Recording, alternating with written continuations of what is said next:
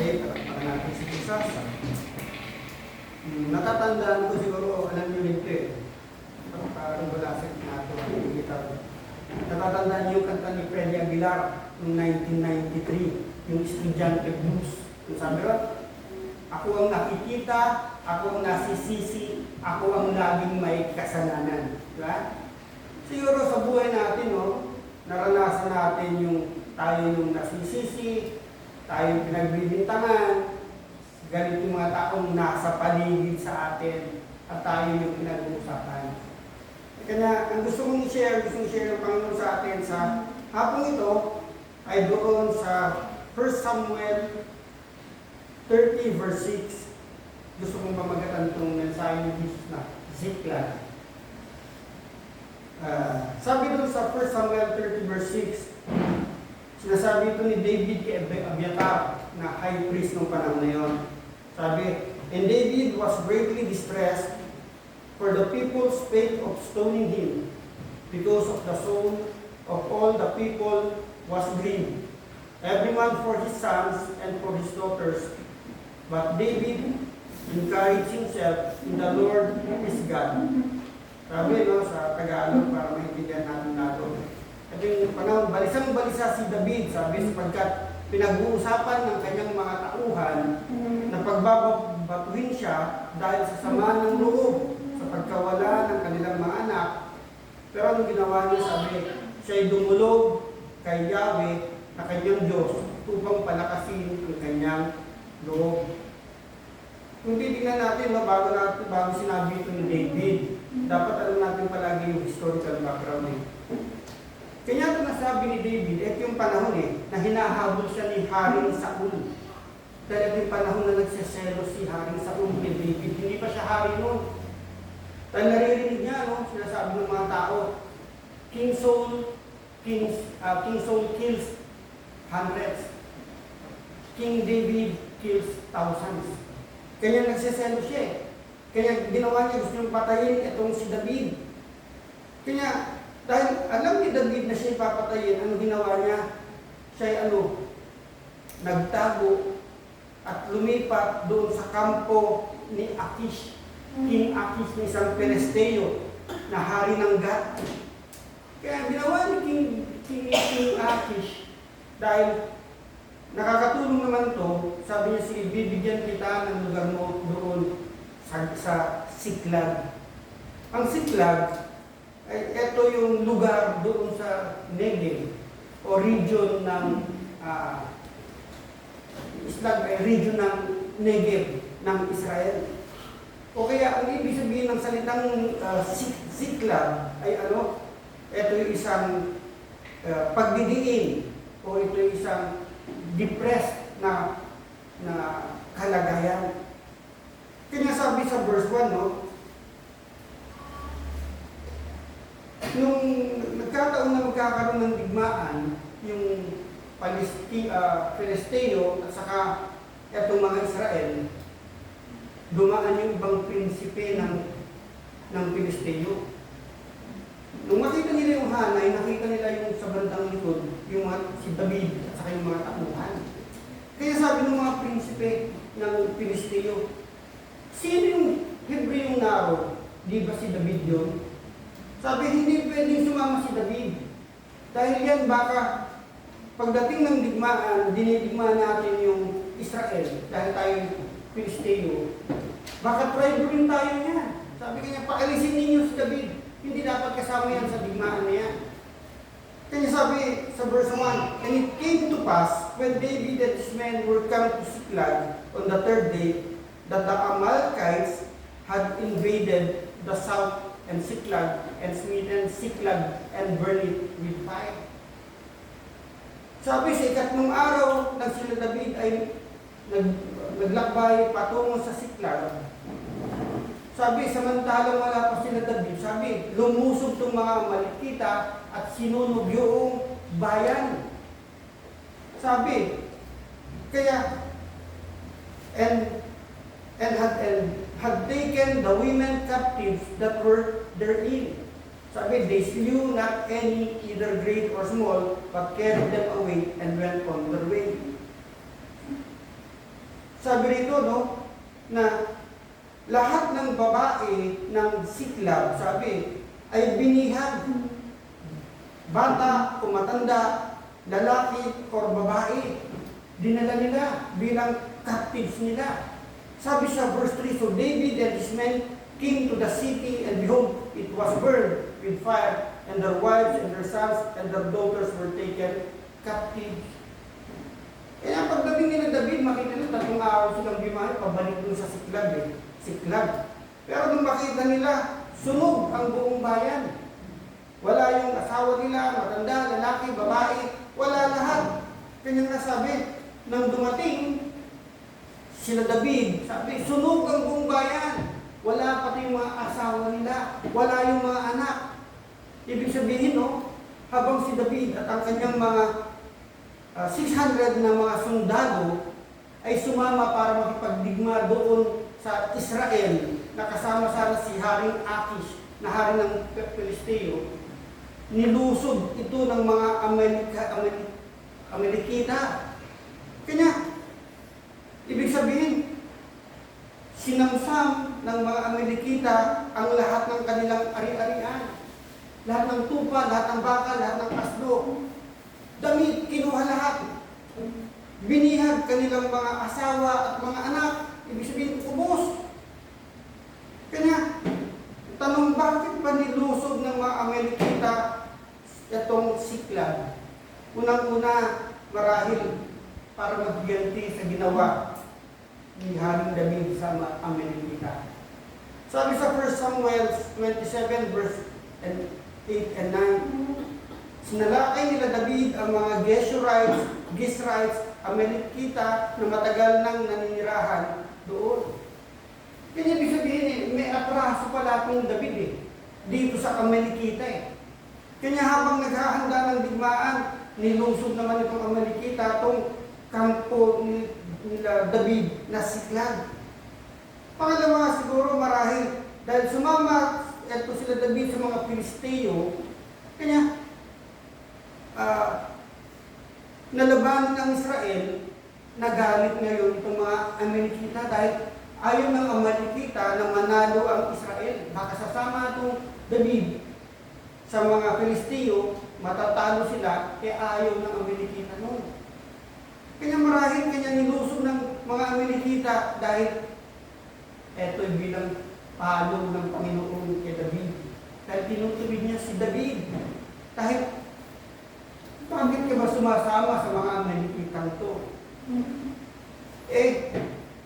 Kung titignan natin, kung magsaside-track nga muna tayo, tinatawid ni Jesus etong si David. Lagi kong sinasabi, binibigyan ko sa original is Yahweh.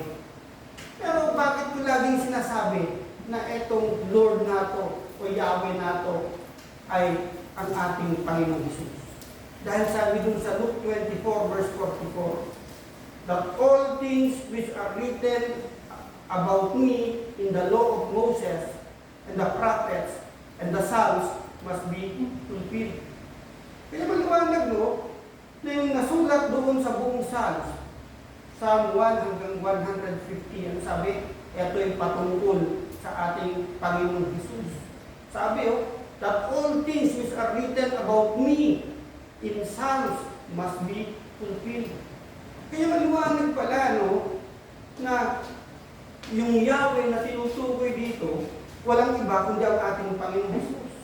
Dahil sinulat din ni David sa Psalm 110, sabi ni David, the Lord said unto my Lord, and Yahweh said unto my Adon. Kasi dalawang Lord yun. All caps the Lord, sa capital L-O-R-D, and Yahweh said unto my Adon. Sabi ni Yahweh sa aking Adon, sa aking Master, sa aking Panginoon.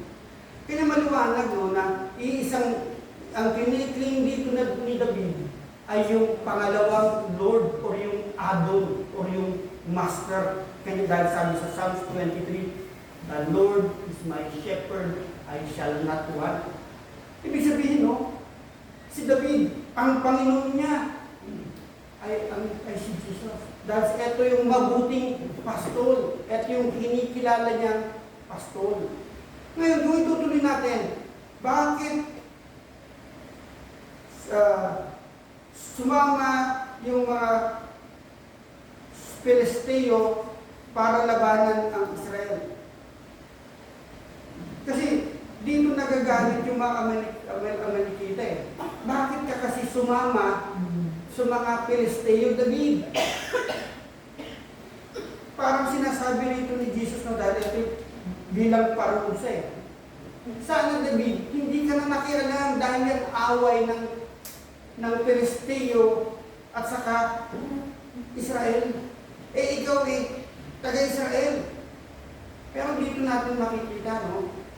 Bagamat gano'n yung nangyari, pinakita pa din ni Jesus, yung kanyang kagandahang loob, biyaya at katapatan kay David. Bakit? Di ba? Bagamat, nakita nyo, bagamat nabihag yung mga bata, yung mga matandang babae at lalaki, pero hindi sila hinayaan ni Jesus. Hindi hinayaan ni Jesus na patayin nitong mga Amalekita yung sambahayan at mga mahal sa buhay nila David. Dahil binihag lang sila eh. Kung tutusin, kung pinabayaan sila ng Panginoon, pwedeng ibenta nila itong mga asawa nila, mga anak, matanda, bilang isang alipin. O kaya pwede nila itong gawing alipin mismo nila. Kanya nga sabi sa verse 4, no? Then David and the people that were there with him lifted up their voice and wept until they had no more power to weep. Kaya nung nakita nila David na wala niya yung mga mahal nila sa buhay, ano sabi? Hindi nila mapigilan yung paghihinagpis. Napasigaw sila hanggang sabi, manghina at mamaos hanggang mawalan ng boses. Sabi sa verse 5, and David's two wives were taken captives, Ahinoam, the Jezreelites, and Abigail, the wife of Nabal. Sabi, binihag din yung dalawang asawa ni King David, si Ahinoam at saka si Abigail. Kaya dito sa talatang ito, no, makikita natin na matindi yung sama ng loob ni David at yung kanyang mga tauhan. Dahil biro mo, pagdating mo ba naman, sunog, wala. Nasamsam lahat ng ari-arian. Ubus lahat. Wala akong dadatnan, wala yung asawa mo, wala yung mga anak mo, wala yung mga mahal sa buhay.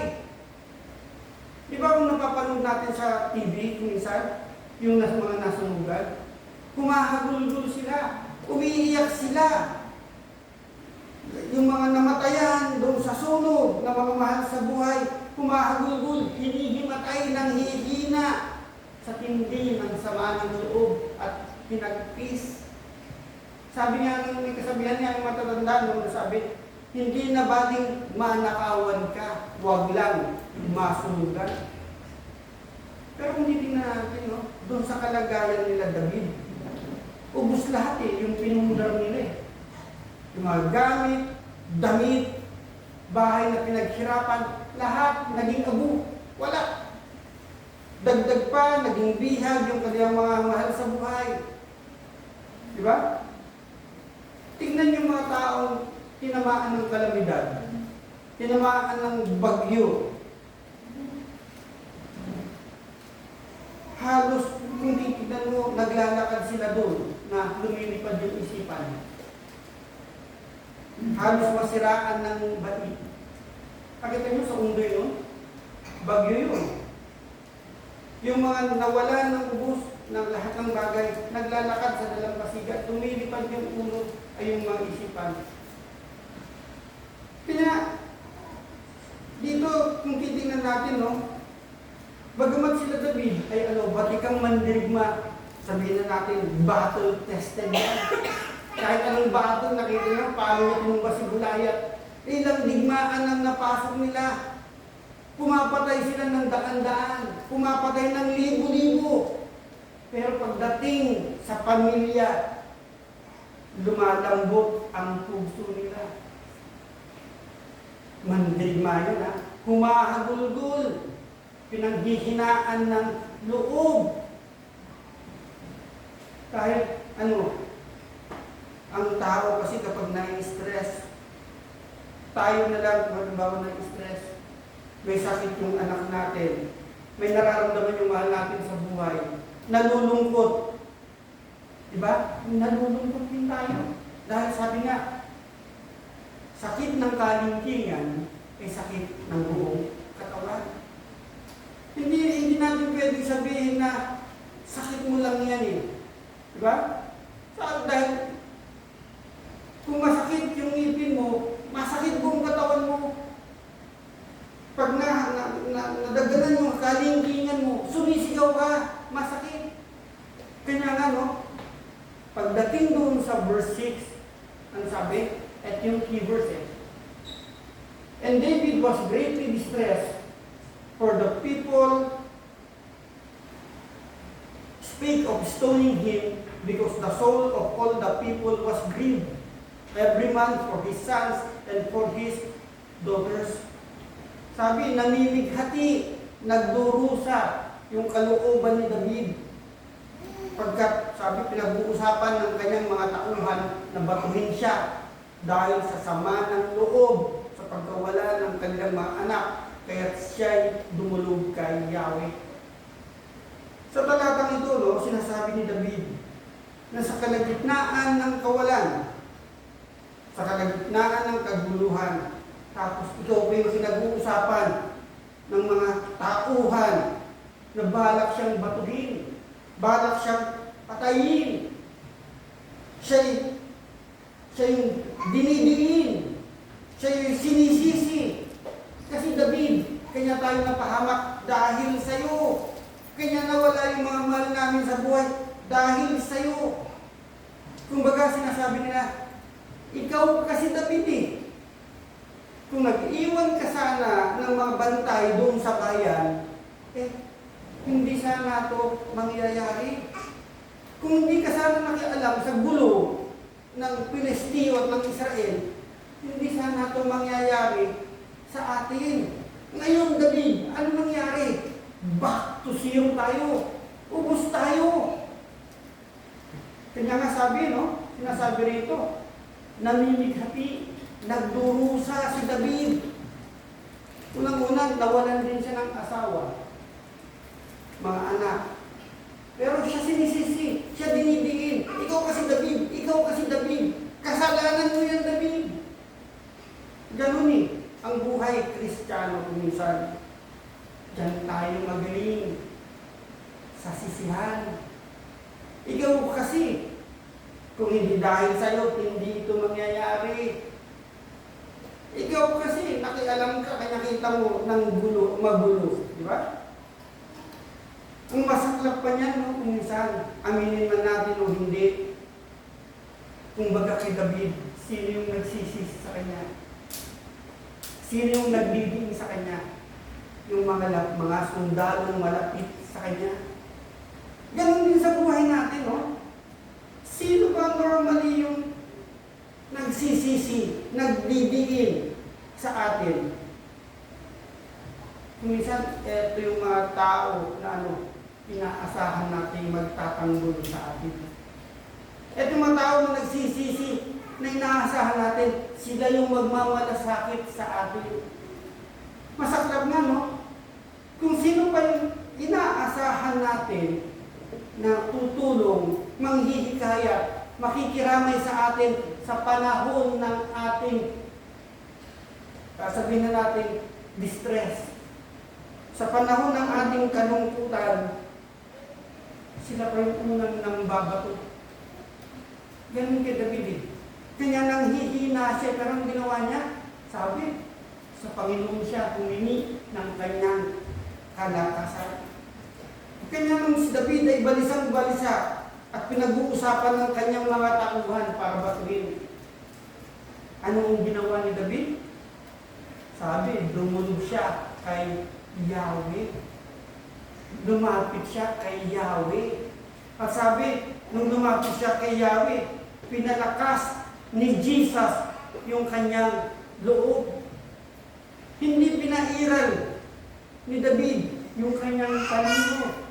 Hindi niya pinairal yung kanyang galing o kakayahan o lakas. Hindi niya pinairal yung emotions and feelings niya. Hindi siya nag-inom. Kawawa naman ako. Na lahat nararamdaman. Ang ginawa ni David? Sa panahon ng kanya siya'y pinipersecute, dinidiin, at gustong batuhin. Naging mahinahon si David. Hindi niya sila ginawa ng masama. Bagkus anong ginawa? Siya'y nagpakumbaba sa harapan ni Jesus. Ganon din sana tayo, no? Sa panahon na tayo'y down na down, sa panahon na tayo ginagawa ng masama, huwag tayong magbabang sa feelings and emotions. Kaya lang sabi, the heart is deceitful above all things. Madaya yung puso natin. Hindi tayo pwedeng mag-base sa nararamdaman natin. Hindi tayo pwedeng mag-base sa nakikita natin. Saan dapat tayo mag-base? Mag-base tayo sa truth and righteousness ng ating Panginoon Jesus. Amen ba? Palakpakan nga muna natin si Jesus. Diba? Pagkamat siya ginawa ng masama hindi niya ginantihan. Bagkus nagpakumbaba siya, hindi siya nagganti sa kanila. Pero kung tayo lang, ano sabi natin, hindi lang tayo nakakilala, lintik lang ang walang ganti. Kung anong ginawa mo sa akin, gagawin ko sa iyo.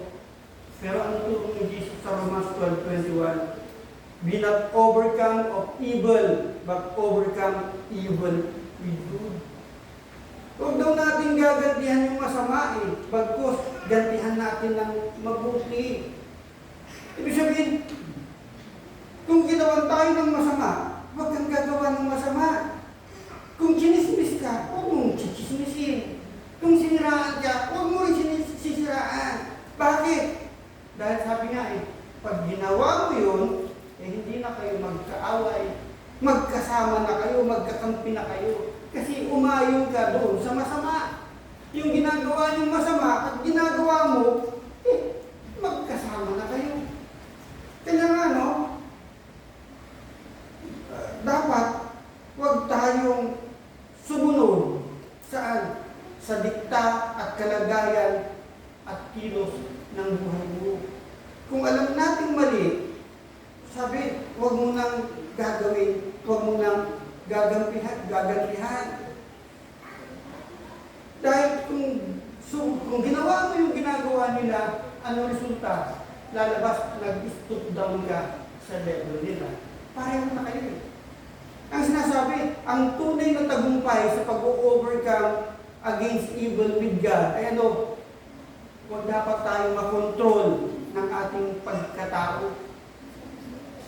Dapat pakitaan natin sila ng maganda. Dapat pilitin natin magpasensya. Dapat pakita natin yung pagmamahal para kung may galit, tampo, o gigil man sa atin, matatanggal yung puot sa kanilang bibig. Pero napakahirap yun no? Sa panahon na dinidiin tayo, inaapakan tayo, nanlulungo tayo, nalulumbay tayo, biro mo, hindi mo papatulan, hindi mo gagantihan ng masama. Kaya nga sabi sa verse 7, and David said to Abiathar, the priest, Ahimelech's son, I pray thee bring me hither the ephod. And Abiathar brought hither the ephod. Anong sabi? Sa panahon na siya'y nalulumbay, sa panahon na siya'y dinidikdik, iniipit, gustong patayin, sabi, hindi niya ginantihan Bagkus, sabi niya, Abiathar na high priest, dalhin mo nga sa akin yung ephod.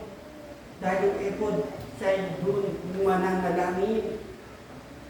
Ano yung ephod? Yung ephod is apron-like garment which contain the Urim and Thummim. Yung Urim and Thummim, kung nakita niyo yung high priest, with 12 sacred stones dito, na representing 12 tribes ng Israel, used to determine the will of God. Sabi niya, Abiathar, dalhin mo nga rin yung effort. Sabi, sumangguni siya sa Panginoon sa pamamagitan ng effort. Bakit? Hindi niya pinairal yung emotions and feelings niya para malaman niya, Lord, Jesus, ano ba yung sakdal at ganap na kalooban mo na gagawin ko? Diba? Nagtanong siya eh. Lord Jesus, bigyan mo ko ng kaliwanagan. Bigyan mo ko ng wisdom. Ano ba ang gagawin ko? Nasunog yung buong bayan. Yung kinsinamsam lahat ng gamit. Nawawala yung mga mahal namin sa buhay. Jesus, anong gagawin ko? Ganun dapat tayo. Kanya nga lagi sinasabi sa Proverbs 3, 5, and 6. Trust in the Lord with all your heart and lean not on your own understanding. Diba? Yun yung sinasabi ni sa awit kanina eh, diba? Sa gitna ng bagyo eh, dapat pinupuri natin sila eh. Si Jesus sa lungkot at saya. Dahil hindi dapat tayo magtiwala sa ating sarili. Kaya nga, nung nanalangin siya at nagtiwala siya kay Jesus, sinagot siya ng Panginoon eh. Ano sabi? Sabi ni David sa panalangin niya, shall I pursue after this truth? Shall I overtake them? Sinagot siya ng Panginoon. Dahil nagtiwala siya eh. Ano sabi ng Panginoon? Pursue, for thou shalt surely overtake them, and without fail, recover all. Ito yung maganda, no? Kung tayo nagtitiwala sa kay Jesus. Sabi niya, Panginoon, hahabulin ko lahat ng mga puluntong nato. Aabutan ko ba sila? Sabi ng ni Jesus, oo! Mababawi mo ang lahat. Dahil masunurin si David, anong ginawa? Hinabol niya itong mga Amalekite. Hinabol niya sila. Dahil nagtiwala siya sa Panginoon. At sa kanilang paghabol, habang hinahabol, sabi may nakita doon sa daan na isang kabataang Egyptian na nakahandusay o nakahiga doon sa kalsada. Anong ginawa ni David? Imbis na patayin niya dahil sa gigil niya, dahil maaaring itong kaaway, kinuha niya ito. Binigyan niya ng tinapay, pinainom niya para lumakas. Nakita niyo, sabi nga eh, all things work together for good. Dahil nung lumakas ito, biro mo, eto palang batang ito, nung tinanong ni David, sino ang Panginoon mo? Sabi ng bata, ako po isang Egyptian, alipin ng isang Amalekite. To make the long story short, no? Dahil buong chapter yan, nagkataon. Etong batang ito, siya yung naging gabay nila. Siya yung naging guide nila para mabawi ang lahat ng sinamsam ng mga Amalekita. Pati yung dalawang asawa ni David, nabawi lahat. Pinakutitingnan natin, no, dito sa talatang ito, mababanaig natin, no, na si David, bagamat nung una, akala siya'y talunan. Dahil siya'y nilalait, siya'y sinisisi, siyang pinagbubutungan ng lahat ng kasalanan. At balak siyang batuhin. Nung matapos yung digmaan at nasamsam niya, nakuha niya ang lahat, nabawi niya ang lahat, bumalik si David bilang isang mananagumpay, isang mananakot. Kasi nagtiwala siya kay Jesus. Ganon din sa buhay Kristiyano, no, sa panahon ngayon, na pag nawala ang lahat na bagay sa buhay natin, di ba? Mawalan ka ng trabaho, mawalan ka ng pamilya, mawalan ng tiwala ang lahat ng tao sa iyo, nawala yung pangarap mo, tinalikuran ka ng mga taong pinagkakatiwalaan mo, dahil sa tingin sa iyo, wala kang pag-asa. Nasabi ni Jesus, tandaan niyo mga kapatid, mayroon tayong source ng kalakasan. Mayroon tayong Jesus na makapangyarihan sa lahat. Kaya ang lahat ng bagay, walang imposible sa Kanya. Di ba? Basta, sinasabi ng sanlibutan na to, walang pag-asa sa'yo. Talunan ka. Wala nang nagtitiwala sa'yo. Tandaan natin, merong small voice na palaging nagbubulong sa atin, anak, hindi pa ito ang katapusan ng laban mo. Meron kang pag-asa. Sabi sa Matthew 7, verse 8, 7 verse 8, ask and it shall be given you, seek and you shall find, knock and it shall be opened unto you. For everyone that asketh, receiveth, and he that seeketh, findeth, and to him that knocketh, it shall be opened. Humingi kayo, at kayo'y bibigyan. Kaya si Jesus. Panahon na wala kang pag-asa sa tingin mo sa buhay. Sa panahon na talunan ka, sabi ni Jesus humingi ka at ikaw ay bibigyan. Sa panahon nitong-nito tayo, balisang-balisa, hindi natin alam ang kasagutan. Ano sabi? Humanap ka at kayo'y makakasumpong. Ano problema mo? Lahat ng problema may kasagutan. Lahat ng problema mayroong solusyon. Sabi, kumatok kayo at ang pinto'y bubuksan para sa inyo. Lagi kong pinanghahawakan. Kung anong binuksan ng Panginoon, walang makapagsasara. At kung anong sinara niya, walang makapagbukas. Anong sikreto? Dapat ang bawat tapat na mananampalataya ay dapat patuloy tayong humihingi, patuloy tayong naghahanap at kumakatok kapag naharap tayo saan? Sa matinding pagsubok. Naroon ka sa kawalan, naroon ka sa pinagdidiinan, naroon ka sa kalungkutan, naroon ka sa walang pag-asa. Nung estudyante ko, lasenggo ko na, marami ng mga klase ko, kami Bobby, walang pag-asa sa'yo. Lasenggo ka, walang pag-asa. Pero, yung pag-asa pa rin, kay Jesus may pag-asa. Aakalain ko ba na lahat ng pinag-pray ko, lahat ng pangarap ko sa buhay, tinupad ni Jesus? Mabuti si Jesus. Sabi mo, lahat ng hiningi ko, binigay ni Jesus. Isa na lang ang hindi natutupad. Kunin na ko ni Jesus. Mag-capture, mapunta sa buhay na walang buhay. Pero tinitiyak ko, sa tingin ng tao, walang pag-asa, pero sabi, ask and you shall receive. Seek and you shall find. Knock and it shall be open unto you. For everyone that asketh, receiveth. He that seeketh, findeth. And to him that knocketh, it shall be open. Ibig sabihin, huwag tayong susuko. Kaya marahil siguro, naroon tayo ngayon sa kalagayan, hindi tayo makaalis sa siklag. Alam mo yung siklag? Siklag ay yung panahon na ikaw ay depressed. Sa tingin ng tao, walang pag-asa. Ikaw ang sinisisi. Ikaw ang may kasalanan lahat. Kaya, ano resulta? Nalulungkot ka, nalulumbay ka.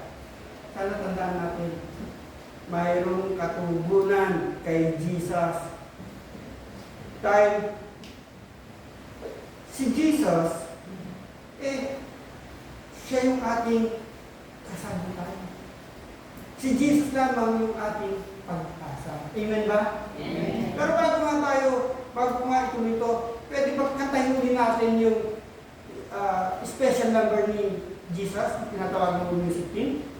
Yung sandigan sa lahat. Tayo lahat. At awitin natin lahat ngayon. Palapakan natin si Jesus.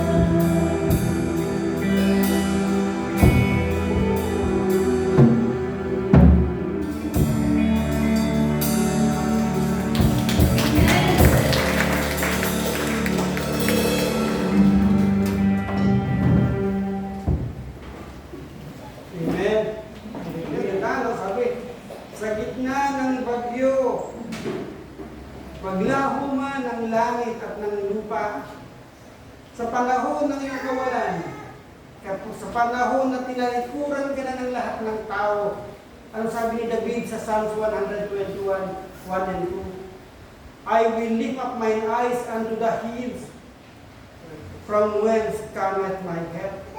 My help cometh from the Lord, the Creator of heaven and earth. Diba? Sabi,